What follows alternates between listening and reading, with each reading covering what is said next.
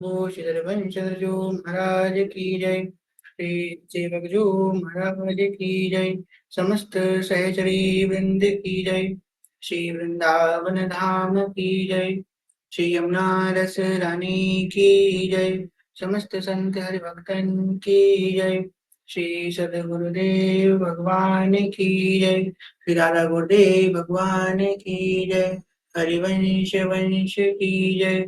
जय जय श्री राधे श्याम। जय जय श्री राधे श्याम। जय जय श्री राधे श्याम। जय जय श्री हरिवंश।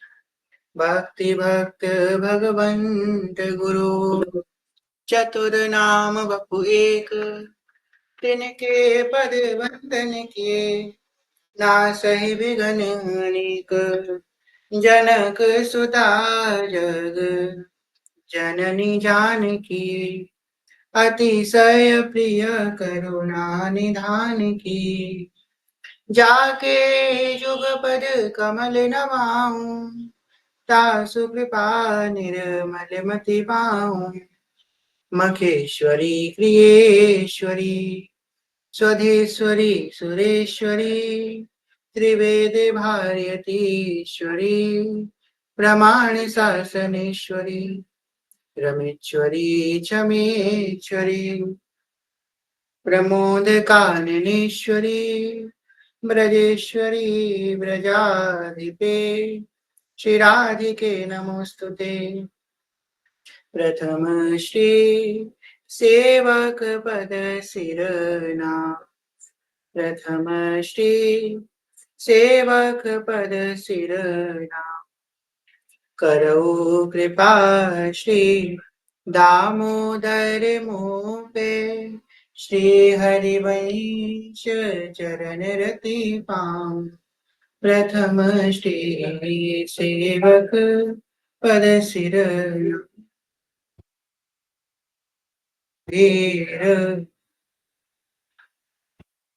आसनंदन जुके तुम प्रसाद सुजस रस गां। नागरिदास के तुम ही सहायक रसिक नंदन प्रति मन भाव। प्रथम श्री सेवक पद सिरना। प्रथम श्री सेवक पद सिरना। श्री हरिवंश श्री हरिवंश श्री हरिवंश चरण शरण। शिवगल सरकार क्या कारण कृपा के फलस्वरूप श्री राधा वल्लभ दास की कृपा के फलस्वरूप आप हम सब यहाँ एकत्रित हुए हैं श्रीमद् भगवत गीता की कथा श्रवण हेतु। पिछली कथा में हम सब ने 12वें श्लोक तक भगवान श्रवण किया था। भगवान कह रहे हैं जिसमें किसी को कष्ट ना पहुंचाने तथा अन्य किसी के द्वारा विचलित नहीं किया जाता, जो सुख दुख में भय तथा चिंता में संभाव रहता है, वह मुझे अत्यंत प्रिय है। भगवान बताते हैं कौन कौन व्यक्ति मुझे प्रिय है। प्रथम लक्षण क्या? जिसको किसी को कष्ट नहीं पहुंचाता, जो कभी किसी के अहित का भाव नहीं सोचता, सबसे हित निष्काम मति का भाव रखता है। ये नहीं चाहता कि किसी हमारे मन वचन कर्म द्वारा किसी को कष्ट पहुंचे। भक्त होता है, भक्त का तो प्रथम स्वभाव ही होता है जो अत्यंत कोमल हृदय होता है। वो किसी को स्वप्न में भी कष्ट पहुंचाने का विचार भी नहीं कर सकता। हम लोग श्रवण करते हैं, बहुत सुंदर चौपाई है। जब हनुमान जी महाराज अशोक वाटिका जाते हैं तो माता के सामने एकदम से नहीं जाते हैं राम जी की मुद्रिका लेकर के, ऊपर से मुद्रिका नीचे डाल देते हैं। तो माता जब मुद्रिका उठा के देखती हैं सियाजू कि ये मुद्रिका कहाँ से आई, तो सियाजू क्या कहती है मुद्रिका को देख करके? तो गोस्वामी जी कहते हैं तब देखी मुद्रिका मनोहर ना राम नाम अंकित अति सुंदर। चकित चितब मुदरी पहचानी हर्ष विशाल हृदय कुलानी। जीते को सकई अजय रघुराई माया से असी रची नहीं जाई। सीता मन विचार कर नाना मधुर वचन बोले हनुमाना। कैसे विश्वास सियाचू के अंदर बैठा हुआ है। प्रथम हृदय श्रद्धा जो करे, कह रही है तब देखी मुद्रिका मनोहर, राम नाम अंकित अति सुंदर। सबसे क्या कह रही है कि जब मुद्रिका देखी तो उसमें क्या लिखा है, राम नाम लिखा है मुद्रिका में, अति सुंदर। चकित चितव मुद्री पहचानी, और तुरंत पहचान ली कि मेरे स्वामी की मुद्रिका है। हर्ष विशाल हृदय अकुलानी, हर्ष भी हो रहा है, विषाद भी हो रहा है मन में। खुशी इस बात की है कि मुद्रिका मिल गई, और विषाद की मुद्रिका यहाँ पे कैसे आई। जीत को सकई अजय रघुराई। अब देखो रावण रोज आके माता को कैसे बहला रहा है। कभी माया से प्रभु का शीश बना के ले आया, देखो मैंने तुम्हारे पति को मार दिया है। कभी किसी से दास दासी से कहलवा रहा है कि तुम्हारा पति मारा गया, पर माता के हृदय में किंचन मात्र विश्वास कभी नहीं हुई। मन में विचार भी नहीं आया उनके कि भगवान रघुनाथ जी को कोई हरा सकता है।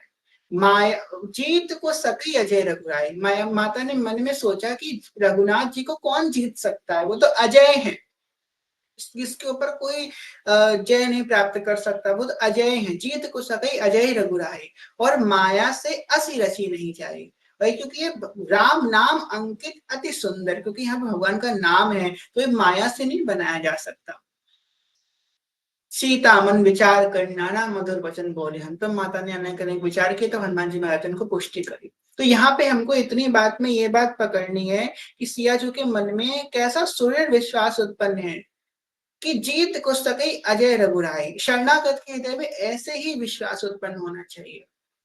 भगवान ने कितनी लीला करी रावण को वध करने के लिए। क्या रावण का वध भगवान नहीं कर सकते थे सुलभता से। भगवान एक संकल्प से अनेकों अनेकों ब्रह्मांड का सृजन पालन संहार कर देते हैं। यहाँ तो रावण को मारने की भगवान ने लीला क्यों करी। भगवान ने एक एक लीला हम लोग को सीख देने के लिए करी, एक एक लीला। अब सिया जो है, सिया जी क्या बड़ी कमजोर है, अबला है, क्या वो रावण का वध नहीं कर सकते। हनुमान जी क्या रावण का वध नहीं कर सकते। हनुमान जी ने अहि रावण का वध किया, जो अहि रावण रावण से 1000 गुना ज्यादा बलवान था। सियाजू ने सहस्त्र रावण का वध किया, जो उससे भी 1000 गुना ज्यादा ताकतवर था। राम ने तो रावण का वध किया, परंतु यहाँ पे कोई शक्तिहीन नहीं है। यहाँ पे भगवान ने जो को लीला के हमको सिखाने के लिए, यहाँ पे सियाजू शरणागति सिखा रही है। कैसे शरणागति हृदय में होनी चाहिए, विश्वास होना चाहिए कि मेरे प्रभु कितने बड़े हैं। ये मत कहो प्रभु से मेरी मुश्किलें बड़ी हैं, ये मुश्किलों से कह दो मेरे प्रभु बड़े हैं।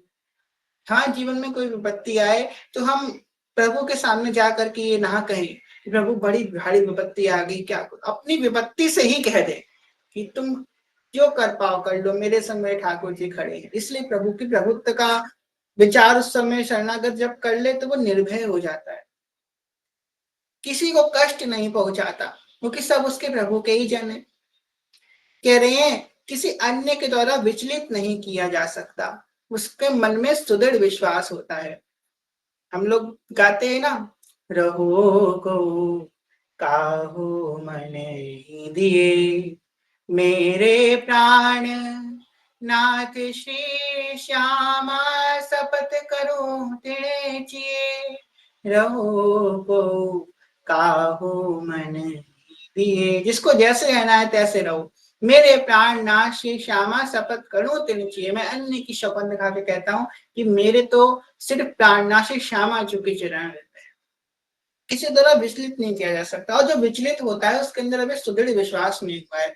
आपको बताएं जब बहुत से जीवन आप बहुत से लोग ऐसे मिलते हैं जो बस देखा देखी में भक्ति करना चालू कर देते। अब उन बहुत आसान होता है विचलित करना उनको। अभी उनको बता दो कि यहाँ से मनोकामना पूरी होगी तो यहाँ पे जंतर बनवा लेंगे, फिर बता दो कि वहां पे मनोकामना पूरी होगी तो वहां पे भी चले जाएंगे, वहां पे स्तर नवा लेंगे। 10 जगह जा जाके दर दर की ठोकरें खा रहे फिरते हैं, और ऐसे लोग को अंत में कहीं प्राप्त नहीं हो रहा। फिर वो कहते हैं हमने तो सब कुछ किया, वहां मंदिर गए, वहां पे मन्नत मांगी, सब जगह किया, कुछ नहीं हुआ, कुछ फायदा नहीं हुआ।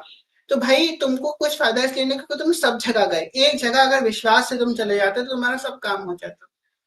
पर विश्वास बहुत बड़ी बात है। गोस्वामी जी कह रहे हैं कि बने तो रघुबर से बने, बिगड़े तो भरपूर। ऐसे ऐसे व्यक्ति का हमेशा बनती ही है, बिगड़ती नहीं है, क्योंकि भगवान तो मंगल भवन अमंगलहारी है, तो हमेशा मंगल ही करते हैं। जब जब हम शिव पुराण पढ़ते हैं तो शिव पुराण में पार्वती संहिता के बाद शिव जी ने एक ज्ञान कहा है, शायद उसमें कैलाश संहिता में, हमें याद नहीं आ रहा, उसको कहते हैं शिव गीता। शिव जी ने गीता का ज्ञान दिया, शिव जी का, शिव गीता उसको बोलते हैं। तो शिव गीता में भगवान जो है भोलेनाथ वर्णन कर रहे हैं कि जो उत्तम शरणागत है उसका लक्षण क्या है, उसके अंदर क्या आएगा भजन के प्रभाव से। जो भजन करेगा तो फलस्वरूप उसके अंदर क्या उत्पन्न हो जाएगा, ये विश्वास उत्पन्न हो जाएगा कि मेरे प्रभु का हर विधान मंगलमय है, मंगल भवन अमंगलहारी, अपने आप उसके अंदर आ जाएगा कि मेरे प्रभु जब मंगल भवन है और अमंगलहारी है, तो ये जो है इसमें भी मेरा मंगल ही मंगल होगा। भले मुझे दिख नहीं रहा है मेरा मंगल इसमें, पर इसमें भी कुछ ना कुछ मंगल 100% छुपा ही छुपा होगा। एक पक्का ऐसा मंगल छुपा होगा, मेरे भगवान कुछ अमंगल कर ही नहीं सकते, इसमें भी मेरा मंगल छुपा होगा। मंगल विधान उसे हर जगह भगवान का दिखने लग जाए, कोई विचलित ना उसको कर पाए। विचलित तो व्यक्ति या तो अत्यधिक सुख में होता है या तो अत्यधिक दुख में होता है। जब अत्यधिक दुख होता है, लोग कहते हैं इस भगवान ने तुमको कुछ नहीं दिया, क्यों हो इसके संग, क्योंकि श्रद्धा की कमी थी, तो फिर वहां से वो हट जाता है। अत्यधिक सुख में भी हट जाता है, अब मुझे सुख मिल गया, मुझे भगवान की क्या आवश्यकता, अब मैं जो है अब सुख का भोग करूंगा, भगवान ने मेरे काम कर दिया, मेरा वहां से काम खत्म हो गया। बहुत से लोग, आपको बताएं, हम हमारे घर के पास में एक मंदिर था, अभी भी मंदिर है शिव जी का, पहले उसमें रोज जाते थे भोले बाबा का अभिषेक करने के लिए। तो वहां पे एक भैया आते थे, आपको अपना आंखों को देखा एग्जाम्पल बता रहे हैं कि अत्यधिक सुख भी भगवान से दूर कर देता है। तो भोले बाबा की रोज पूजा करने आते थे, वो जो है आईएएस की तैयारी कर रहे थे, तो यूपीएससी की तैयारी कर रहे थे, तो रोज भोले बाबा को जल चढ़ाने आते थे, रोज कहते थे बाबा हम, उनकी एज ही बहुत ज्यादा हो गई थी, उनकी एज करीबन 28-29 साल हो गई थी, उनका एग्जाम नहीं निकल रहा था। भोले बाबा ने कृपा करी, वो उनका यूपीएससी तो निकला, पर वो जज बन गए। कोई एग्जाम होता है पीसीएस जुडिशियल करके एग्जाम होता है, उसमें वो जज बन गए, उनकी पोस्टिंग हो गई। अब वो आते हैं जब कभी, तो ना ही मंदिर आते हैं ना बाबा से, उनके उनके पिताजी रोज आते हैं, वो उनके पिताजी हमको मिले, तो हमने उनसे पूछा भैया नहीं आते अब मंदिर, तो बोले वो आते हैं पर उनको फुर्सत ही नहीं मिलती, कहाँ ही मंदिर आएंगे, अब उनका काम बन गया। तो ये होता है संसार की रीत, हम लोग ऐसे भगवान को यूज करते हैं। जब भगवान से हमारा काम बन जाता है तो भगवान ही भगवान देखते हैं, जब काम बन जाता है तो भगवान हमको कहीं नहीं देखते हैं। आपको अपने आसपास का कोई ना कोई एग्जाम्पल दिख ही जाएगा। अत्यधिक सुख भी जो है भगवान से दूर कर देता है, पर भगवान का जो साधक होता है वो अविचलित रहता है। भले ही उसके ऊपर दुखों का पहाड़ टूट जाए, वो अपने नियमावली की नाम जप करेगा ही करेगा।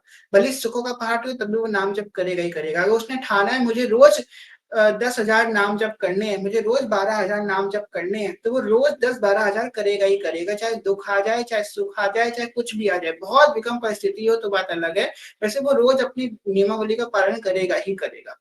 ये है उत्तम साधक, क्योंकि उसे सुख दुख विचलित ना कर पाए। जो सुख दुख में, भय तथा चिंता में संभाव रहता है वह मुझे अत्यंत प्रिय है। भगवान परीक्षा लेते हैं, और भगवान की जो मुस्कान है ना वही माया है। जब नारद जी रूप मांगने आए तो नारद जी को भगवान ने क्या बंदर बना दिया, मुस्कुरा के ही तो बनाया। जब नारद जी ने पूछा माया क्या है, तब भगवान मुस्कुराए, माया भगवान ने नारद जी को एक क्षण में अपने दिखा। जब नारद जी को अहंकार आया तो कि मैं शिव जी से भी ज्यादा जितेंद्रिय हो गया हूँ, तब भगवान मुस्कुराए, भगवान ने उनका अहंकार, तो भगवान की मुस्कान ही उनकी माया है। भगवान को ऐसे भक्त अत्यंत प्रिय हैं जो दुख सुख में उनकी याद करें, उनका शरणागति कभी ना छोड़े, उनका आश्रय कभी ना छोड़े। आगे भगवान कह रहे हैं, अनपेक्षः दुरशर्ष उदासीनो गतव्यतः सर्वरंभ परित्यागी यो मर्दस्य समे प्रियः। ऐसा मेरा भक्त जो सामान्य कार्यकलापों पर आश्रित नहीं है, जो शुद्ध है, दक्ष है, चिंता रहित है, समस्त कष्टों से रहित है और किसी फल के लिए यत्नशील नहीं रहता, वह मुझे अत्यंत प्रिय है। बहुत सुंदर बात भगवान ने कही। कर्म कलापों पर आश्रित नहीं, सामान्य कर्म कलापों पे आश्रित नहीं रहता, कृपा पे आश्रित रहता है। शुद्ध वो है जो कृपा पे आश्रित रहता है। भगवान की कृपा पे। हम अपने पुरुषार्थ पे नहीं, अभी तो उनकी कृपा पे आश्रित रहते हैं। यहाँ पे भगवान ने जो शुद्ध की बात कही है, तो हम शुद्ध कैसे हो सकते हैं? हम शुद्धिकरण का मतलब क्या जानते हैं? हम अगर दिन में 3 बार स्नान कर रहे हैं तो हम शुद्ध हैं। वो शुद्धता का एक अंग है, परंतु वही सर्वतो भावेन सांगोपांग शुद्ध नहीं बताया गया। वो शुद्धता का सबसे विशेष बात है, जो व्यक्ति सबसे शुद्ध है वो व्यक्ति चरित्रवान है। जो चरित्रवान है वो सबसे ज्यादा शुद्ध है, उससे शुद्ध संसार में कोई नहीं। जो चरित्रवान है और चरित्रहीन है, चाहे वो 30 बार नहीं 300 बार भी स्नान कर ले तो भी वो शुद्ध नहीं हो सकता। आपका चरित्र अगर पावन है, हम लोग अगर अपने पुराण पढ़ते हैं, इतिहास पढ़ते हैं, बड़ी बड़ी साध्वी थी, बड़े बड़े ऋषि थे, वो अपने चरित्र के बल पे संकल्प लेते थे कि प्रभु प्रकट हो जाते थे, बड़े बड़े चीजें सिद्ध हो जाती थी, बड़े बड़े पुरुषार्थ सिद्ध हो जाते थे, सिर्फ उनके चरित्र के प्रभाव से। अगर हमारा चरित्र पावन है तो भले ही हमको जीवन में थोड़े समय के लिए विपत्तियों का सामना करना पड़े, पर इसका जो रिजल्ट लॉन्ग टर्म होगा वो हमेशा पावन ही पावन होगा। आपको सच बताएं, आपको कभी भी इस बात का रिग्रेट नहीं होगा कि मैंने जो है अपने चरित्र की रक्षा करी, मुझे जो है कुछ जीवन में नहीं मिला, ऐसा कभी नहीं हो सकता। आपको जो है सिर्फ और सिर्फ मंगल ही मंगल होगा अगर आपने अपना चरित्र का रक्षा कर ली तो। चिंता रहित है। चिंता कौन करता है? जो आश्रय में नहीं रहता। हमारे साथ श्री रघुनाथ तो किस बात की चिंता, शरण में रख दिया जब माथ तो किस बात की चिंता। किया करते हो तुम दिन रात, क्यों बिन बात की चिंता। तेरे स्वामी को रहती है तेरी हर बात की चिंता। हमारे साथ श्री रघुनाथ को किस बात की चिंता। अब श्री कृष्ण का अंदर देखा हुआ बात है, देखी बात बता रहे हैं। श्री कृष्ण साधक को ऐसी परिस्थिति में एक समय डालते हैं जब ना वो स्वयं प्राप्त होंगे ना माया देंगे, बीच में फंसा देंगे। जैसे कि अब साधक बीच में खड़ा है, इधर है श्री कृष्ण और इधर है माया। अब उसे दोनों ही चाहिए। अभी उसके मन में इतनी सामर्थ्य उसके अंदर नहीं आया है कि वो माया का त्याग करके श्री कृष्ण की तरफ भाग जाए। ना उसके अंदर इतनी भक्ति शून्यता हुई है कि वो श्री कृष्ण को त्याग करके माया की तरफ चला जाए। माया की तरफ जाता सोचता है श्री कृष्ण चले जाएंगे, श्री कृष्ण की तरफ जाता सोचता है माया चली जाएगी। उसको दोनों चाहिए, श्री कृष्ण भी चाहिए और माया भी चाहिए। ऐसे समय में साधक बीच ही बीच खड़ा रह जाता है और ना थोड़ा सा अगर माया की तरफ भागता है फिर वापस आ जाता है श्री कृष्ण की तरफ, फिर श्री कृष्ण की तरफ भागता है फिर माया की तरफ वापस आता है, बीच में बना रहता है वो कांस्टेंट। ऐसी स्थिति से साधक को कौन निकालता है? सदगुरु निकालते हैं। मेरा जीवन आसरा मेरे, शहंशाह मेरे सदगुरु प्यारे, मैं ता बस हुण जी रही एक तेरे सहारे। सदगुरु की कृपा ऐसी स्थिति में उस साधक को उस बीच के परिस्थिति से निकालती है जहां वो फंस जाता है, बहुत बुरा फंसता है, ना माया की तरफ छोड़ पा रहा है ना श्री कृष्ण को छोड़ पा रहा है। और ज्ञान मिलता है उसे गुरु से। गुरु से क्या बताते हैं? गुरु बताते हैं कि माया कौन है, श्री कृष्ण की दासी है, श्री कृष्ण के चरणों में रहने वाली है, जिनके श्री चरणों में महालक्ष्मी निवास कर रही है, वो है प्रभु। हम प्रभु को छोड़ करके संसार की तरफ भागते हैं। अरे प्रभु से ज्यादा ऐश्वर्यवान कौन हो सकता है? प्रभु के भक्त से धनवान कौन हो सकता है? ऐश्वर्यवान कौन हो सकता है? भक्त बस धन की आशा नहीं रखता, मांग नहीं करता, वरना प्रभु प्रभु के लिए क्या दुर्लभ है। जिन्होंने कुबेर को धन संपदा प्रदान करी, जो लक्ष्मी जिनके द्वारा पोषित है, वो भगवान क्या किसी व्यक्ति को धन नहीं दे सकते, सुख नहीं, ऐश्वर्य नहीं दे सकते? वो सब दे सकते हैं, पर भक्त इसकी आकांक्षा नहीं करता कि वो ज्ञानवान हो जाता है। इस वजह से आगे भगवान कह रहे हैं, यो न हृदपि न दृश्य न सोचति न कांक्षति, रुक्षु भुक्ष परित्यागी भक्ति माया समे प्रिय। आगे वन करें, नो जो ना कभी हर्षित होता है, ना शोक करता है, ना पछताता है, ना इच्छा करता है, तथा शुभ तथा अशुभ दोनों प्रकार की वस्तुओं का परित्याग कर देता है, ऐसा भक्त मुझे अत्यंत प्रिय है। जो कभी हर्षित नहीं होता, हर्षित, प्रसन्नता, प्रसन्नता साधक को कभी नहीं होती। अगर उसका भजन भी बहुत अच्छा होने लग जाए ना, तो इसकी प्रसन्नता उसको नहीं होती, वरना ये प्रसन्नता कब अहंकार में बदल जाती पता नहीं चलता है। हमेशा उसको लगा रहता है, अरे आज तो कुछ भजन नहीं, अरे आज तो कुछ भजन। अगर वो 1 लाख हरिवंश नाम कर लेगा, तो जगह 84 जी के 84 पद भी कर लेते, 84 पद भी कर लेगा, अरे आज सेवक वाणी भी कर लेते, सेवक वाणी भी कर लेंगे, सुधा सिद्धि और हो जाती। कुछ ना कुछ वो हमेशा उसके अभाव ही रहेगा, मन में मन कभी भरेगा नहीं भजन से। और ये बहुत बड़ी कृपा है, जिनका मन भर जाता है भजन से, वो अकृपा है। सेवक जी कृपा अकृपा प्रकरण में वर्णन करते हैं, बहुत छुपा करके ये बात कह रहे हैं भाई, कि जब भजन से हमारा मन भर जाए तो ये अकृपा है। और कृपा तब है जब भजन से हमारा कभी मन ना भरे, हमारा हमेशा और भजन करने की वृत्ति बनी रहे। अरे आज तो कुछ नहीं किया, भले ही उसने दिन भर में आज सबसे ज्यादा उसने भजन किया, महीने में आज के दिन सबसे ज्यादा भजन उसने किया हो, पर फिर भी उसके मन में बना रहे कि हाँ ये भजन तो नहीं। इस बात का ध्यान रखे साधक कि सब दिन एक समान भजन करना बड़ा मुश्किल होता है। कभी हमारा भजन बहुत अच्छा होता है, एक दिन आज हमने खूब माला करी, दूसरे दिन हमसे बिल्कुल नहीं हुई, फिर दूसरे दिन खूब हुई, फिर 3 दिन नहीं हुई, फिर 4 दिन खूब हुई। ये चलता है, और ये कोई बुरी बात नहीं है कि आज नहीं हुई, आज थोड़ी कम हुई, फिर ज्यादा हुई, कम हुई, ज्यादा हुई। कम हो सकती है, पर ये नहीं होना चाहिए नहीं हुई, होनी रोज चाहिए। जैसे कि अगर आपका नियम है कि हमको रोज 100 माला करनी है, 100 माला तो बहुत कम लोग, बहुत मुश्किल बात है, चलिए आपसे सोचे आपका 11 माला का नियम है रोज, तो वो 11 माला तो करनी ही करनी है, चाहे हमारा उस दिन भजन हो चाहे ना हो। अगर अच्छे भजन का मूड है या अच्छे भजन की उस समय परमाणु मिल रहे हैं, तो 100 की आपने 10 की आपने 100 कर ली, 100 की 200 कर ली, बढ़िया बात है।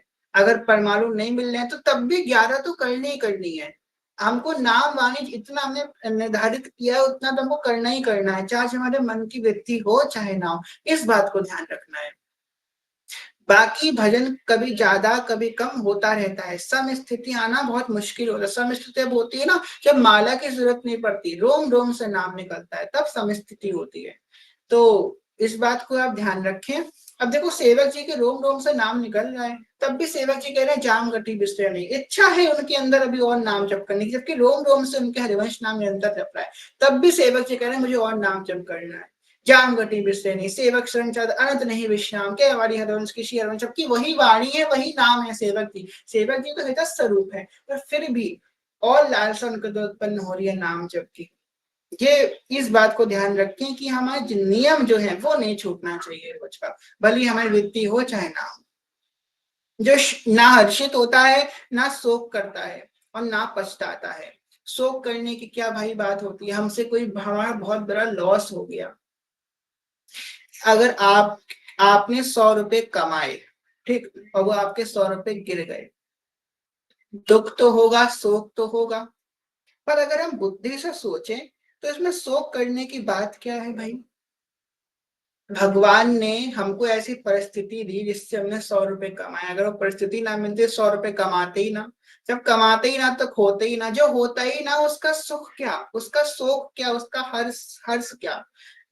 इस संसार में जो भी चीजें ना वो पहले थी ना वो आगे रहेगी, थोड़े समय के लिए हमको प्राप्त है। चाहे कोई भी वस्तु हो, वो कोई व्यक्ति हो, कोई व्यक्ति अमर बूटी तो खा के नहीं आया है कि बस वो जिंदा ही रहेगा हर समय। तो ना कोई व्यक्ति पहले था। भगवान ने गीता के दूसरे अध्याय में अर्जुन से कहा है कि जिनको तुम अपना मान रहे हो ना, ना ये पहले थे ना आगे रहेंगे, थोड़े समय के लिए तुम्हारे सामने शरीर संबंधी है, पिछले जन्म में किसी और के शरीर संबंधी थे, आगे और किसी के होंगे, इस समय तुम्हारे, इनमें मोह मत रखो। किसी भी व्यक्ति क्या किसी भी वस्तु से भी मोह का त्याग हो जाएगा, जब हम सोचेंगे ना ये पहले था ना आगे रहेगा। कोई सर्वदा नहीं है, भगवान पहले भी थे, अभी भी हैं और आगे भी रहेंगे। भगवान सर्वदा है, सर्वव्यापी है। शोक और हर्ष इसी बात से खत्म हो जाएगा अगर हम कुछ भी सोचेंगे तो, ना वो पहले था ना वो पहले रहेगा। ना जो पछताता है, पछताता वो है जो कुछ अपने पुरुषार्थ से पाया होता है। प्रभु की कृपा था, उनका था, उन्हीं के पास चला गया, हमें क्या करना। उनकी इच्छा थी देने की, उन्होंने दे दिया। उनकी इच्छा थी छीनने की, तो उन्होंने छीन लिया। उनका था, उन्हीं के पास चला गया, तो इसमें हमको क्या शोक करना। एक व्यक्ति थे, बहुत समय पहले की बात है, इस्कॉन के वो थे डिवोटी। उन, उनसे तो उनको जानते हैं पर्सनली। तो वो दोनों पति पत्नी थे। उनके बहुत समय बाद संतान हुई, उनके शादी के 8-9 साल बाद उनको संतान की प्राप्ति हुई। और वो उनका जो लड़का था, वो 10, ये सच्ची घटना है, 10-12 साल की उम्र हुई उसकी, और वो शांत हो गया। जब वो शांत हो गया तो उसके घर वालों ने उनसे, उनके पति पत्नी, उनके माता पिता से कही कि तुम दिन भर नाम जप करते हो, जो भगवान ने तुमको क्या दिया, कितना दुख से, कितनी मुश्किल से तुमको संतान प्राप्ति हुई, फिर तुम्हारा 10-12 साल का बच्चा भी चला गया। आप खुद सोचिए, हम, कोई व्यक्ति जिसका छोटा सा बालक चला जाए, उसको कितना कितना विरह, कितना दुख में होगा। हम लोग अगर अपने प्रियजनों के विछड़न की अगर चिंतन भी करें तो हमारा मन एकदम डर जाता है अंदर से, ऐसा कैसे हो सकता है। तो 10-12 साल का जब उनका बच्चा चला गया तो लोगों ने उनसे पूछा कि इन भगवान को क्यों जप रहे हो, क्यों कर रहे हो। तो बोले, उनकी माँ बोली कि उनका था, उन्हीं के पास चला गया, ना इससे पहले मेरा था, ना इसके बाद मेरा रहेगा। उनका था, उन्हीं के पास चला गया, वही देने वाले हैं, वही लेने वाले। अभी ना जाता, आज से 60 साल बाद जाता, 100 साल बाद जाता, पर जाता तो ये नहीं कभी ना जाता। जल्दी चला गया, उनकी मर्जी, वो अपने में खेल रहे हैं, उनको किंचन मात्र भी वो नहीं। अगर हमारे साथ कोई दुख विपत्ति आ जाए तो हम भगवान की माला छोड़ देते हैं, माला छोड़ दें, झोली छोड़ दें, ले अपने पास। हम तो भगवान को धमका के रखते हैं हम लोग तो। ठाकुर जी कुछ बुरा हो सबसे पहले तो माला छोड़ेंगे, हम पाठ छोड़ेंगे, तुमको छोड़ेंगे, संसार को नहीं छोड़ेंगे। जिसने दुख दिया उसको नहीं छोड़ेंगे, पर सुख देने वाले को छोड़ देंगे। संसार से हमको दुख मिला, कोई अमुक व्यक्ति ने आके हमको दुख दे दिया, हम उस अमुक व्यक्ति को नहीं छोड़ेंगे, पर जो प्रभु हमको सुख दे रहे हैं उनको हम छोड़ देते हैं। अच्छा, उसने हमको दुख दिया, हम तुमको छोड़ देंगे, ये कहाँ का न्याय है भाई। भगवान ने इतना दुख दिया आपको, उस व्यक्ति, उसका त्याग करो ना। संसार ने दुख दिया, बड़े बड़े भक्तों के चरित्र में हम देखते हैं, जब संसार ने दुख दिया तो संसार का त्याग किया। 22 का चरित्र देख लो आप। संसार ने दुख दिया, संसार का त्याग किया, भगवान का त्याग नहीं किया। भगवान तो सुख देते हैं। मंगल भवन अमंगल हानि, अभी बात करी हमने कि भगवान का हर विधान मंगल में ही होता है। तो हम सुख देने वाले का त्याग कर देते हैं। ये बात तो मन में भी नहीं आनी चाहिए कि प्रभु की हम एक बार कंठी बंद गई, एक बार बोल देना श्री हरिवंश चरण शरण, उनकी शरणागति में चले, इसके बाद हमको कभी भगवान का त्याग नहीं करना है, किसी भी परिस्थिति में भगवान का त्याग नहीं करना है। और रोज भगवान से प्रार्थना करनी कि प्रभु हम आपको कभी छोड़े ना, हम आपका कभी विस्मरण ना हो हमसे। आगे पर भगवान कह रहे हैं, तथा तो शुभ तथा अशुभ दोनों प्रकार की वस्तु का परित्याग कर देता है, ऐसा भक्त मुझे अत्यंत प्रिय है। शुभ तथा अशुभ वस्तु, बाजार से हम कुछ सामान लेकर के आते हैं, उसमें किसी में ग्रीन टैग होता है, मतलब वेजिटेरियन है, लाल टैग नॉन वेजिटेरियन है। ऐसे किसी वस्तु में शुभ और अशुभ का टैग तो होता नहीं है। तुम कैसे पहचाने कि कोई व्यक्ति वस्तु शुभ है या वो अशुभ है। जिस विषय वस्तु, भगवान की वस्तु, भागवतिक वस्तु की बात नहीं कर रहे हैं, विषय वस्तु, आप सब जो भगवान संबंधित ना हो वो सब विषय वस्तु है। अब उसमें कुछ भी आए, तो जिस विषय वस्तु के उपभोग से हमको सुख मिल रहा है, क्षण भर का सुख मिल रहा है, वो क्या है, वो सुखी, वो शुभ है। और जिस विषय वस्तु के भोग से हमको दुख मिल रहा है वो अशुभ है। कह रहे हैं कि शुभ तथा अशुभ दोनों प्रकार की वस्तुओं का जो परित्याग कर देगा, ऐसा साधक मुझे अत्यंत प्रिय है। शुभ से प्राप्त और अशुभ से प्राप्त, क्योंकि दोनों में ही लिप्तता है।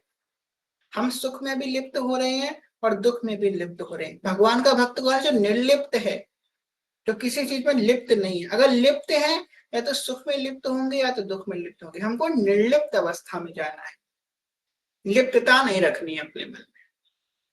ऐसा भक्त मुझे अत्यंत प्रिय है।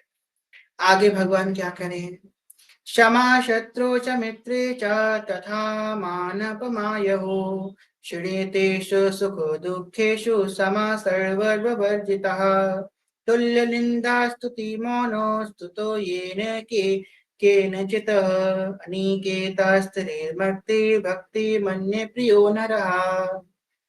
भगवान कह रहे हैं जो मित्रों तथा शत्रुओं के लिए समान है, जो मान तथा अपमान, शीत तथा गर्मी, सुख तथा दुख, यश तथा अपयश में संभाव रहता है। चलो इसको पहले थोड़ा थोड़ा समझते हैं। पहला, जो मित्र और शत्रु के लिए समान है। आप लोग कई बात आपको बताई है, आप कई बार बताया है कि अपने अंदर अपने आप से पूछे कि आपका कोई मित्र है, क्या आपका कोई शत्रु है। इन दोनों प्रश्नों में से अगर किसी एक का भी आंसर हाँ आ रहा है तो अभी आप फंसे हुए हैं। क्या आपका कोई मित्र है? हाँ। क्या आपका कोई शत्रु है? हाँ। या आपका कोई मित्र है? हाँ। शत्रु है? नहीं। मित्र है? नहीं। शत्रु है? हाँ। अगर किसी में भी एक में हाँ आ रहा है तो अभी फंसे हुए हैं।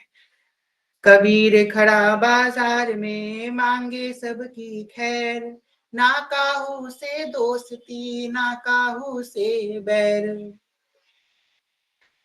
एक अलग अलग डिपार्टमेंट होते हैं, जैसे कि हमारे घर में जब कोई व्यक्ति एकदम बाहर से आता है, एकदम कोई अनजान व्यक्ति आया है, तो उसको क्या हम लोग मतलब एक उस एरिया के अंदर ही रखते हैं अपने घर के। फिर कोई अंदर का रिश्तेदार हमारे घर में आया, हमारे मिलने वाला रिलेटिव, तो उसको वहां तक रखते हैं। फिर कोई घर का जो मेन मेंबर होता है उसे वहां तक रखते हैं। फिर एक और पर्सनल स्पेस होते हैं, यहाँ पे हम कुछ सिलेक्टेड मेंबर्स ही जाते हैं।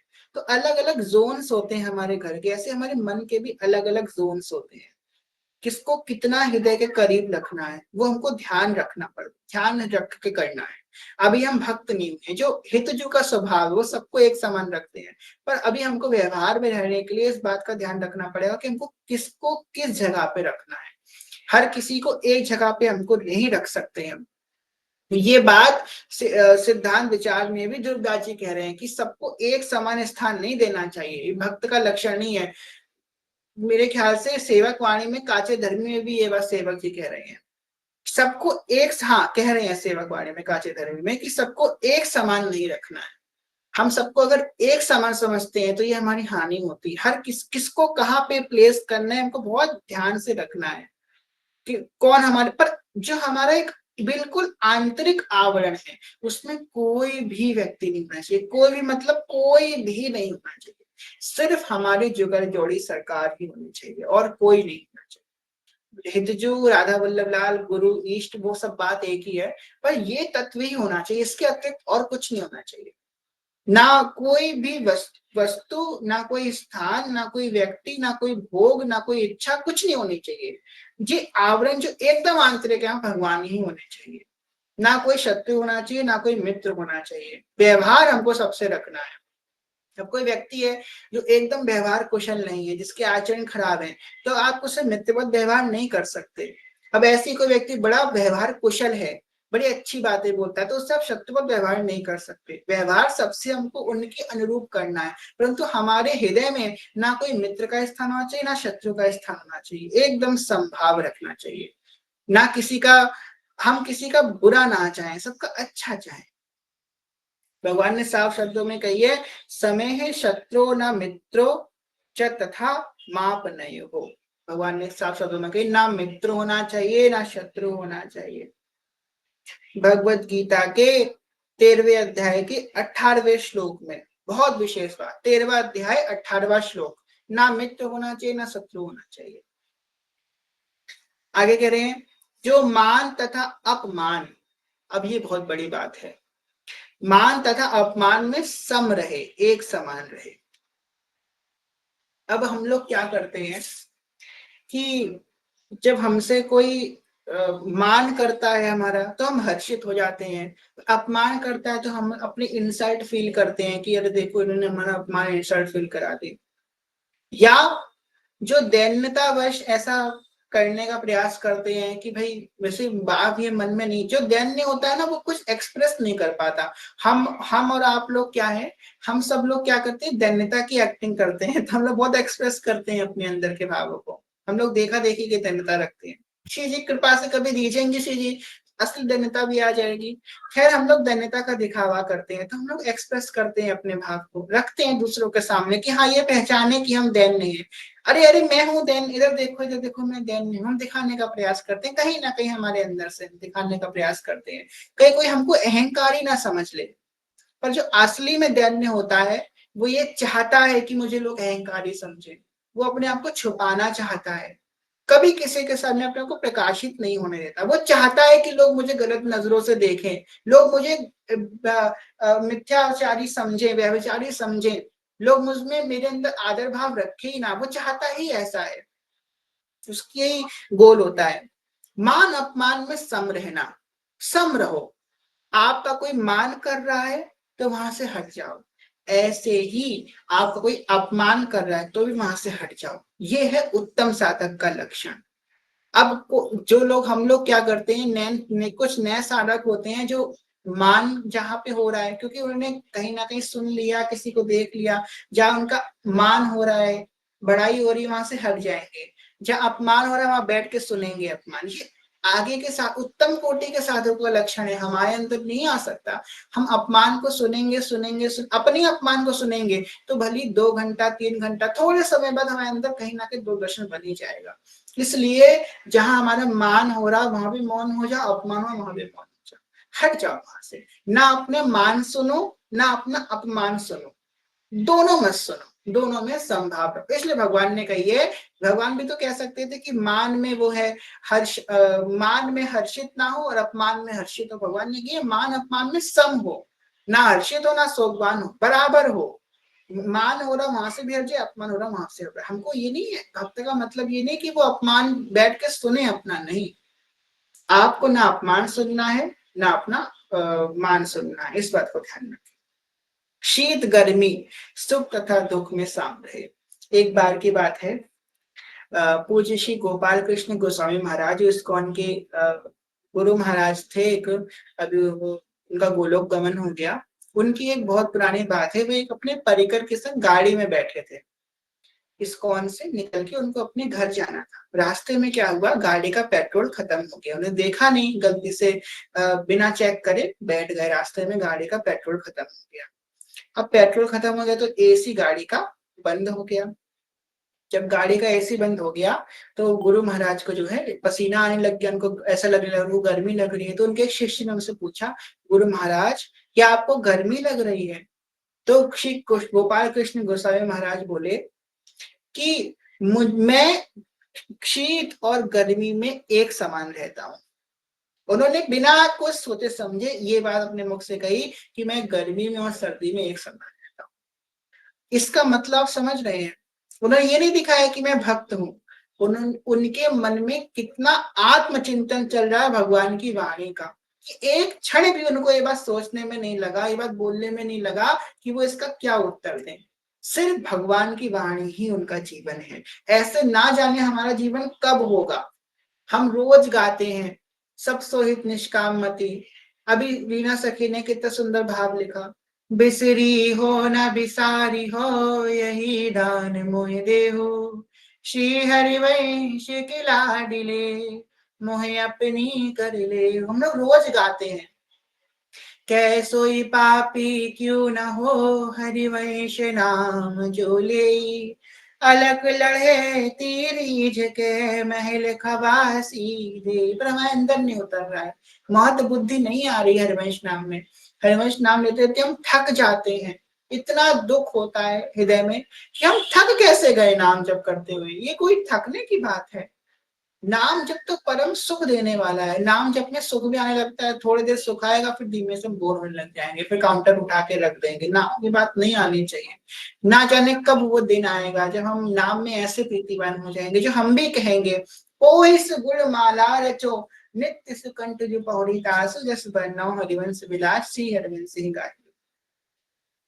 आगे कह रहे हैं भगवान, सुख तथा दुख यश तथा अपयश में संभाव रहता है, जो दूषित संग से सदैव मुक्त रहता है, जो सदैव मौन और किसी वस्तु में संतुष्ट रहता है। ये बात जो भगवान ने कही, दूषित संग से सदैव मुक्त रहता है, ये बात जो है हम लोग इग्नोर मार देते हैं। हम भजन करेंगे, हम भक्ति करेंगे, हम सब करेंगे, पर अपना संग हम नहीं सुधारते हैं। हम सोचते हैं कि अरे संग से क्या ही हो जाएगा, हमारे संग बैठने वाले भजन कर रहे हैं नहीं कर रहे हैं, हम तो भजन करेंगे।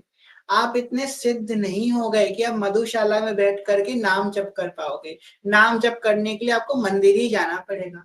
मधुशाला में बैठ के नाम जप नहीं कर पाओगे शुरुआत में, वो सिद्धों की अवस्था है। आपके आसपास अगर एक भी व्यक्ति भजन विहीन होगा तो उसके परमाणु आपको इफेक्ट करेंगे ही करेंगे, जब तक आप निर्लिप्त नहीं हो सकते। अभी हम लोगों ने इसके पहले श्लोक को सुना, निर्लिप्त का जो सुख और दुख दोनों में लिप्त ना। अभी आप लिप्त हैं तो आपको हर व्यक्ति के परमाणु इफेक्ट करेंगे ही करेंगे।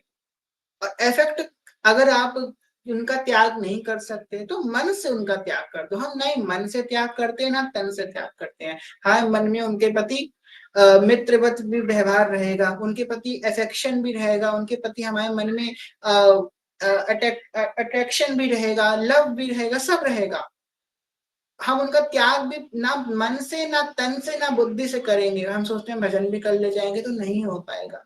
भगवान साफ साफ कह रहे हैं कि मेरा भक्त गलत संग से, कुसंग से हमेशा दूर रहता है। कुसंग में रहकर भक्ति आप नहीं कर पाएंगे। भगवान चैतन्य चैतामृत में श्री चैतन्य देव क्या कहते हैं, साधु संग सर्व शास्त्र कहे, लव मात्र साधु संग सर्व सिद्धि होए। आपने साधु संग किया, भक्तों का संग किया, फिर जाके फिर संसारियों का संग कर लिया, सब बराबर हो गया। अगर तन से करना बहुत आवश्यक है कि आपके घर के ही कोई ऐसे हैं, इसके अलावा और ना करो। अगर घर में ऐसे लोग हैं तो अलग बात है, बाकी बाहर जाके ऐसा संग मत करो। जिसको त्याग सकते हो त्याग दो। अंजन कहा आंख जय फूटे, गोस्वामी जी विनय पत्रिका में कह रहे हैं कि ऐसा अंजन मत लगाओ, ऐसा काजल मत लगाओ अपनी आंखों में जो काजल लगा तो तुम्हें आंख ही फूट जाए। अंजन कहा आंख जे फूटे, ऐसा अंजन मत लगाओ जिसको लगाती आंख फूट जाए। ऐसे लोगों का संग मत करो जिनके संग से तुम भ्रष्ट हो जाओ। किसने किसने त्याग किया? भरत जी ने अपनी माँ का त्याग किया, गोपियों ने अपने पति का त्याग किया, बाली ने अपने गुरु का त्याग किया। कितने लोग, अब प्रहलाद जी ने अपने पिता का त्याग किया। कितने लोगों ने किसका किसका त्याग किया? हम किसी का त्याग नहीं कर पा रहे। यहाँ तक शिव जी ने माता सती का भी त्याग कर दिया। शिव राम जी के विरोध में वो चली गई इस वजह से। भले सती माता तो रोज विष्णु सहस्त्र नाम का पाठ करती हैं, परंतु फिर भी उनके मन में एक भगवान के प्रति क्वेश्चन मार्क आ गया कि ऐसे सर्व शक्तिमान प्रभु अपनी स्त्री के लिए कैसे भटक सकते हैं। इतनी बात से भगवान ने उनका त्याग कर दिया। देख लो, तो ऐसे व्यक्ति का त्याग संग कभी मत करो जो भगवान से विरोध करे। हमारे यहाँ राधा वल्लभ संप्रदाय में छूत अछूत ऊंच नीच कभी नहीं रखी गई। बस वृंदावन शत लीला में दुर्गा जी महाराज कह रहे हैं, तिनको परस न कीजिए तज धुन तिनको पास। किनको? वृंदावन के जस रस जिनकी नहीं हुलास, तिनको परस न कीजिए तिनको, उनका परस मत करो। दुर्गा जी कह रहे हैं वो लोग अछूत हैं जो वृंदावन के प्रति श्रद्धा नहीं रखते, उनका परस मत करो। यहाँ तक शिवाजी महाराज ने कहा। हम इतना नहीं कर सकते तो मन से उनका त्याग कर दे। हाँ, सबसे बड़ा त्याग है मन का त्याग। देखो शिव जी ने तन का त्याग नहीं किया, शिव जी के संग रह रही सती माता, मन से त्याग कर दिया। मन ही मन संकल्प ले लिया कि आज से ये मैंने इनका मन से त्याग कर दिया। सबसे अच्छा त्याग है मन का त्याग। आसक्ति वहां से हटा लो। ऐसा नहीं है कि हम अब उनका बुरा चाहने लग जाएं कि हम उनको बुरा करेंगे, नहीं। हित का भाव सबके प्रति रखना है, पर जो हमारा आसक्ति थी उन वो आसक्ति हटा लो, वरना वो आसक्ति आपको वहीं ले जाएगी। आपके 10 आपके शरीर में 10 धागे बंधे हैं, 9 धागे भगवान की तरफ बंधे, एक धागा आपका उस व्यक्ति की तरफ बंधा है। तो जब भगवान खींचेंगे तो वो अंग आपका बार बार खींचेगा, जो धागा उधर की तरफ बंधा है बार बार भगवान कोशिश करेंगे खींचने का, वो अंग वहां पे पीड़ित होगा, वो दर्द दे देगा आपको, क्योंकि वो धागा आपने उधर बांध रखा। तभी कह रहे सबको ममता ताग बटोरी, सब सारे ममता के ताग बटोर के भगवान की तरफ लगाने हैं। मन से त्याग कर। कुसंग का त्याग बहुत बुरा है। कुसंग आपको चरित्रहीन बना देगा। आपका कुसंग आपको जो आप थे उससे आप बिल्कुल दूर कर देगा। संग बड़ा आवश्यक है। जब हमारे घर में जब आलू की डलिया होती है, एक आलू सड़ जाता है तो उस एक आलू अगर सड़े हुए आलू को रखे रहें तो ना हटाओ उस दलिया से, तो क्या पूरे आलू सड़ जाएंगे। अब उस आलू को हटा दिया तो बाकी सब आलू बच जाएंगे। इसलिए हमको वहां से हट जाना चाहिए जहां पे हमारा कुसंग हो रहा है, किसी भी माध्यम से हो रहा है। आजकल कुसंग करना बड़ा आसान है और सुसंग सत्संगति करना बहुत मुश्किल है। आप अपने गेट से बाहर निकलो, निकलते ही आपको कुसंग मिलना चालू हो जाएगा। कोई सिगरेट पीता दिख जाएगा, कोई तंबाकू खाता दिख जाएगा, कोई व्यभिचार करता दिख जाएगा, कोई कोई नशा करता दिख जाएगा। किसको नहीं दिखता? आप में जितने लोग यहाँ बैठे हैं कि आपके आसपास आपको कोई कुसंग व्यक्ति नहीं मिलेगा। हर व्यक्ति को मिल जाएगा कुसंग। गली गली में कुसंग है, गली गली में। गली गली क्या, तो घर घर में कुसंग है। गली गली तो दूर की बात होगी, अब तो घर घर में कुसंग है। अपने घर से व्यक्ति बिगड़ सकता है। घर घर में कुसंग है। कुसंग मिलना बहुत आसान है, पर सत्संगति मिलना बहुत मुश्किल है। अब तुम ये सोचो, छोड़ विमल चिंतामणि कौड़िन को ललचाए। भगवान ने तुमको इतना सुंदर राजभोग की थाल दी है, उसको छोड़ के तुम सूखी रोटी के पीछे भाग रहे हो, तो तुमसे बड़ा मूर्ख कोई नहीं हो सकता।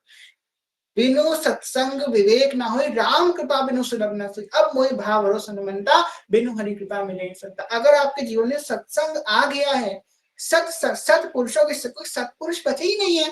कौन है आजकल जो व्यक्ति ब्रह्मचर्य का पालन करना चाहता है, इंद्रियों को संयम करना चाहता है, रोज नियम से नाम जप करना चाहता है, वाणी पाठ करना चाहता है? कौन चाहता है? ये सब लोग तो भागना चाहते हैं। आजकल कोई अपने कर्तव्य कर्मों का तो पालन करना नहीं चाहता। भगवान के प्रति पालन कौन करेगा? आदमी अपने पारिवारिक कर्तव्यों का तो पालन नहीं कर पा रहा है। एक पिता पिता नहीं बन पा रहा है, माँ माँ नहीं बन पा रही है, पुत्र पुत्र नहीं बन पा रहा है। लोग अपने सांसारिक कर्तव्यों का तो पालन करने पड़े, भक्ति के कर्तव्य का पालन कौन कर पाएगा? परंतु अगर कोई व्यक्ति आपके जीवन में ऐसा है जो भगवान के प्रति श्रद्धा रखता है, भागवतिक कर्तव्यों का पालन कर रहा है, दृढ़ निश्चय पूर्वक पालन कर रहा है, तो ऐसे व्यक्ति का त्याग मत करना। ऐसे व्यक्ति का त्याग करके तुम संसार की तरफ जा रहे हो, तो वही हो गया राजभोग की थाली छोड़ के तुम सूखी रोटी के पीछे भागो। तुमसे बड़ा मूर्ख कोई नहीं हो सकता। भगवान ने कृपा, विभीषण जी कह रहे अब मुझे भाव भरोसा मनता, बिनु हरि कृपा मिल ही नहीं सकता। भगवान ने कृपा करके आपको सत्संगति प्रदान करी है। अब बस इसको पकड़ लो, यही सत्संगति तुमको भगवान तक ले जाएगी। बस पड़े रहो इन भक्तों के शरण में, इस कथा की शरण में, यही आपको भगवान तक ले जाएगी। कुसंग का त्याग करो। जो सदैव मौन और किसी वस्तु में संतुष्ट रहता है। ज्यादा बोलने वाला बात नहीं होती भक्त के अंदर, हर समय बोलता रहे, हर समय बक बक करता रहे। भक्त मौन रहता है, क्योंकि बोलने भी एक जीवनी शक्ति होती है। जो वाणी होती है वो एक जीवनी शक्ति होती है। ऐसे कोई व्यक्ति ब्रह्मचर्य की हानि करता है, तो क्या उसकी भागवतिक शक्ति की हानि हो जाती है? ऐसी वाणी भी एक जीवनी शक्ति होती है। ज्यादा बोलने से क्या होता है ना, हमारी जो जीवनी शक्ति होती है, नाम जप की प्रवृत्ति, वो कम हो जाती है। तो व्यक्ति ज्यादा बकबक करेगा, वो नाम जप नहीं कर पाएगा, क्योंकि उसकी जीवनी शक्ति उसने व्यर्थ की प्रपंच में बिता दी। वो नाम जप करने की शक्ति उसके अंदर कहाँ से बचेगी? जितने जीवनी शक्ति का संग्रह कर सकते संग्रह करें, उसको भगवान की तरफ लगाएं। शक्ति लिमिटेड है, जीवनी शक्ति, उसको भगवान की तरफ हमको लगाना है। अधोगति में नहीं जाना है, वो ऊर्ध्वगामी करनी है अपनी जीवनी शक्ति। मौन रहता है, बस हर वस्तु में संतुष्ट हो जाता है। जो उसे मिल जाए उसे भगवान की कृपा। जोई जोई प्यारो करे, सोई मोई भावे, भावे मोई जोई, सोई सोई करे प्यारे। जो किसी प्रकार से घर बार की परवाह नहीं करता, जो ज्ञान में दृढ़ है, जो भक्ति में संलग्न है, ऐसा पुरुष मुझे अत्यंत प्रिय है। जो ज्यादा संसार के बारे में नहीं सोचता, ज्ञान में दृढ़ रहता है और भक्ति में संलग्न। ज्ञान में दृढ़ तब गुरु के शरण में रहता है। गुरु ही ज्ञान प्रदान करने वाले हैं। अज्ञान तिमिरांधस्य ज्ञानाम जलशिलाख्या चक्षुरुन्मिलितं येन तस्मै श्री गुरुवे नमः। गुरु ही ज्ञान प्रदान करने वाले हैं। भक्ति में संलग्न रहता है, भक्ति में निमग्न रहता है वो व्यक्ति भगवान की। ऐसा पुरुष मुझे अत्यंत प्रिय है। श्लोक भगवान गीता का कह रहे हैं। आज हम लोग गीता जी का विश्राम करेंगे और कल से हम लोग सियाजू राम जी का विहला प्रारंभ करेंगे। तो कल अशोक वाटिका में सियाजू का मिलन होगा राघव सरकार से। आज हम लोग गीता जी विश्राम करेंगे। फिर उसके बाद 10 तारीख के बाद से कल मिलन होगा युगल सरकार का, परसों होगा धनुष भंग और नरसों होगा विवाह। तो 11 तारीख से पुनः हम लोग सेवकवाणी प्रारंभ करेंगे। एक श्लोक और कर लेते हैं आज। ये तु धर्ममृतमिदं यथोक्तं पुरुपाश्यते, श्रद्धाना परत्परमा भक्तस्तेत्वतीव मे प्रियः। जो इस भक्ति के अमर पथ का अनुसरण करते हैं और मुझे ही अपना चरम लक्ष्य बनाकर श्रद्धा सहित पूर्ण रूपेण संलग्न रहते हैं, वे भक्त मुझे अत्यंत प्रिय है। तो भगवान ने अंत में क्या कह दिया? किसी को याद है 13वें अध्याय का प्रारंभ हमने कहाँ से किया था? अर्जुन जी के एक प्रश्न से किया था। अर्जुन जी ने क्या प्रश्न किया? प्रभु, जो व्यक्ति आपका भक्ति भाव से पूजन करता है, साकार भाव का, जो निराकार भाव की पूजन करता है, इन दोनों में किसको मैं पूर्ण मानूं, किसको मैं सिद्ध मानूं? भगवान क्या कहते हैं? विस्तृत रूप से कहते हैं वो सिद्ध है, ये सिद्ध है, वो सिद्ध है। भगवान लक्षण बताते हैं भक्त की, भक्ति को अदरवाइज ना ले ले, भक्ति क्या है। अंत में भगवान इस बात को पूर्ण रूप में कंक्लूजन विश्राम करके कह देते हैं, जो इस भक्ति के अमर पथ का अनुसरण करता है। अमर क्यों बोला है? चंद्र मिटे दिन कर मिटे, मिटे त्रिगुण विस्तार, दंडवत श्री हरिवंश को, मिटे न नित्य विहार। ये तो धर्म अमृतम इदम यथा। अमृतम भगवान ने बोला है, अमर, अमृत के समान है जो ये भक्ति क्या है? अमृत है। अमर पथ का अनुसरण करते हैं, इसमें चलते हैं, और जो मुझे ही अपना चरम लक्ष्य बनाकर श्रद्धा सहित पूर्ण रूप में संलग्न रहते हैं। चरम लक्ष्य भगवान के चरणारविंद होने चाहिए। सिर्फ यही हमारे लक्ष्य हैं। जो संसार के लक्ष्य हैं, देखो हर चीज के एक होते हैं ना, short term goal, long term goals होते हैं हमारे। जैसे कि किसी को कोई एग्जाम क्लियर करना है, तो उसका शॉर्ट टर्म्स गोल्स क्या होंगे कि आज हमको ये चैप्टर, कल ये चैप्टर, वो कोई शॉर्ट टर्म्स गोल होते हैं। इस संसार में जो कुछ हमारे कर्तव्य है, शॉर्ट टर्म गोल्स होने चाहिए। पर लॉन्ग टर्म गोल हमारा क्या होना चाहिए? रे मन वृंदावे बिन निहार, ये हमारा लॉन्ग टर्म गोल होना चाहिए। प्रियालाल के चरणान बिंद, राधा वल्लभ लाल की रूप माधुरी, ये हमारा लॉन्ग टर्म गोल होना चाहिए। ये इसके अपने प्योरिटी होती है ना, प्योरिटी लिस्ट होती है व्यक्ति की, ये ऊपर की प्योरिटी है, ये और ज्यादा जरूरी है, और कम जरूरी है। ऐसे ही प्योरिटी में सबसे टॉप मोस्ट लेवल पे श्री राधा वल्लभ लाल के चरणान बिंद होने चाहिए, श्री गुरुदेव भगवान होने चाहिए, वृंदावन धाम युगल सरकार, यही तत्व होना चाहिए। भगवत तत्व ही सबसे ऊपर होना चाहिए, बाकी सब नीचे हैं। सब जरूरी है, पर सबसे जरूरी ये है। इसके इसके ऐसा कोई कार्य नहीं करना कि ये लक्ष्य हमारा छूट जाए। हमेशा इस बात को ध्यान रखो, कभी भ्रष्ट नहीं होगे कि ऐसा मुझसे कोई काम ना से मेरी गति खराब हो जाए।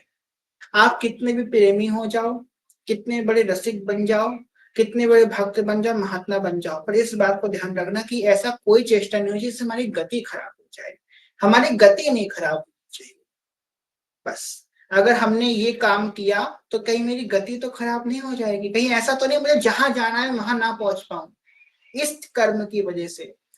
देखो सेवक वाणी में सेवक जी महाराज ये कह रहे हैं कि पुण्यों के बल से तुम्हारी दीक्षा भी हो सकती है, परंतु इसका मतलब ये नहीं कि तुम पूरे ही धर्म को समझ जाओ। यहाँ पे इस बात को इम्प्रेसाइज किया गया है, प्रकाश डाला गया है इस बात पे कि भाई आपके अंदर ये जो भक्ति भाव है ये नहीं खत्म होना चाहिए। आपके अंदर ये नहीं खत्म होना चाहिए कि हमको हमारा लक्ष्य क्या है। ऐसा कोई कारण नहीं होना चाहिए कि भाई हमारी गति खराब है, जहां मुझे जाना है वहां मैं ना जा पाऊं, ऐसा कोई कारण नहीं होना चाहिए। बस इतना हम अगर समझ लें, बस उसमें हमारा हो जाएगा काम। अब कह रहे हैं, और जो मुझे ही अपना चरम लक्ष्य बनाकर श्रद्धा से पूर्ण रूप में संलग्न रहता है, वे भक्त मुझे अत्यंत प्रिय है। ऐसे भक्त मुझे अत्यंत प्रिय हैं जो मुझे ही चरम लक्ष्य बनाते हैं। श्याम श्यामा सदा हमको प्यारे रहे। श्याम श्याम, आप सब लोग मेरे संग गाइए आज गीता जी विश्राम हुई। भगवान ने अंत में क्या कही? मुझे चरम लक्ष्य बनाता है, मुझे अत्यंत प्रिय है। हम सबको भगवान का प्रिय बनना है। सब लोग संग में गाएंगे। श्याम श्यामा सदा हमको प्यारे रहे, हम उन्हीं के रहे वो हमारे रहे।